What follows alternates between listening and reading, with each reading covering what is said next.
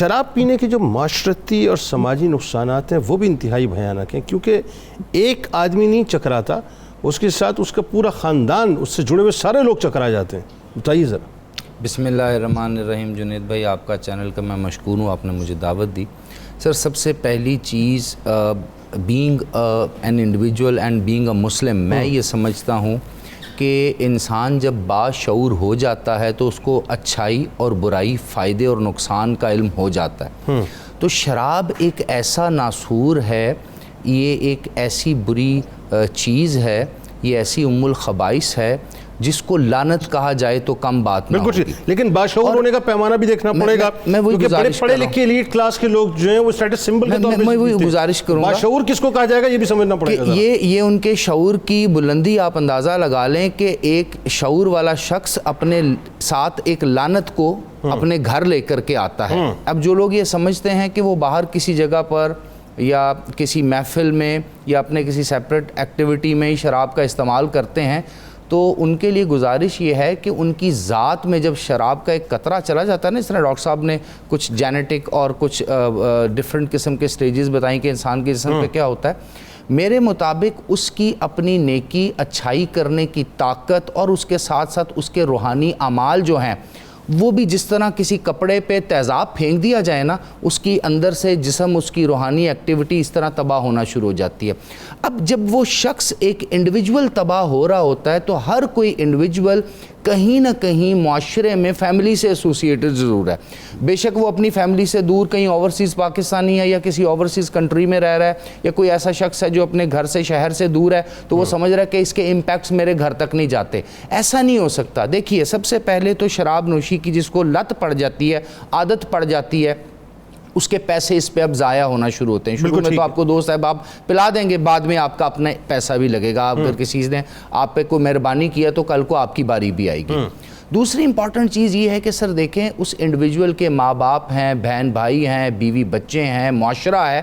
ان سب کی وہ جو اکنامک ان کا شیئر تھا وہ آپ اپنے نشے میں لے کر کے جا رہے ہیں۔ اور دوسرا سائیکالوجی ہے، بیہیویئر ہے، آپ نے جو فیملی کے ساتھ برتاؤ کرنا ہے، بہن بھائیوں کے ساتھ برتاؤ کرنا ہے، بیوی بچوں کے ساتھ برتاؤ کرنا ہے، گھر میں ایک ماحول بنا کر کے رکھنا ہے، وہ بھی ڈیمیج ہوتا جائے گا۔ میں تھوڑا سا اگلے سٹیپ پہ بھی جاؤں گا۔ سر، ہم نے اپنے معاشرے میں دیکھا ہے کہ اگر کسی گھر کا ایک فرد، اور میجورٹی چونکہ معاشرے میں مرد ہی پیتے ہیں، ہائر سوسائٹی میں، ہائر کلاسز میں چلے جائیں تو خواتین بھی پیتی ہیں، لیکن میں مڈل کلاس کی ابھی بات کروں گا، کہ اس ایک شخص کی وجہ سے اس کی بہنوں کے رشتے نہیں آتے۔ بالکل ٹھیک ہے، ٹھیک ہے۔ اس ایک شخص کی وجہ سے ان کے گھر والوں کا سوشل بائیکاٹ ہو جاتا ہے۔ بالکل ٹھیک ہے۔ اس ایک شخص کی وجہ سے لڑائی جھگڑے، مار کٹائی، اور اس کے ساتھ ساتھ اور بہت سے ایسے عیب ہیں جس کو اس کی فیملی کے ساتھ ایسوسیٹ کر دیا جاتا ہے، جو اس کی فیملی کا قطعاً ان سے کوئی تعلق نہیں ہوتا۔ تو ایک بلکہ وہ خود ذلت اور رسوائی کے گڑھے میں ایسے گرتا ہے کہ ایسے گرتا ہے، لڑکڑاتا ہے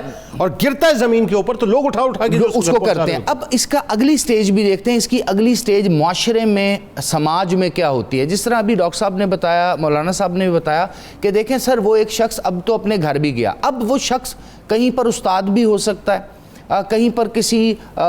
فرم میں جاب بھی کر سکتا ہے، پرائیویٹ سیکٹر میں، کسی گورنمنٹ سیکٹر میں بھی ہو سکتا ہے، جس طرح ڈاکٹر صاحب نے بتایا کہ بڑے عہدے پہ فائز بھی ہو سکتا ہے۔ تو اب وہاں پر وہ جب اپنے منصب کے اکارڈنگلی پرفارم نہیں کر سکے گا تو وہ ان تمام لوگوں کے ساتھ بھی زیادتی کرے گا، اور پھر دوسرے سیگمنٹ پہ وہ کیا کرے گا کہ اپنی اس لت، اس شراب نوشی اور اس قسم کی، ظاہر سی بات ہے جہاں شراب ہے وہاں شباب ہے، وہاں اور برائیاں ہیں، وہاں زنا ہے اور بہت کچھ ہے نا۔ میں نے جملہ ادا کیا نا کہ شراب پینے والا پہلے شیر کی طرح دھاڑتا ہے، پھر لومڑی کی طرح چالاک ہوتا ہے، پھر خنزیر کی طرح بے حیا ہوتا ہے۔ تو وہ ان تمام چیزوں میں بھی پڑے گا، تو اس کے لیے بھی وہ وہاں سے پیسے کمانے کی کوشش کرے گا۔ اور سر، میں ایک اور آپ سے گزارش کر دوں، میرا اپنا جائزہ یہ ہے یا میری اپنی ناقص رائے یہ ہے کہ شراب کی لت پہ لگتا ہی وہ ہے جس کے پاس کہیں نہ کہیں سے حرام کا لقمہ آ رہا ہے، یا تو اس کے والدین نے اس کو حرام کھلایا ہے یا وہ خود حرام کمائی کماتا ہے۔ کیوں کہ یہ ایسی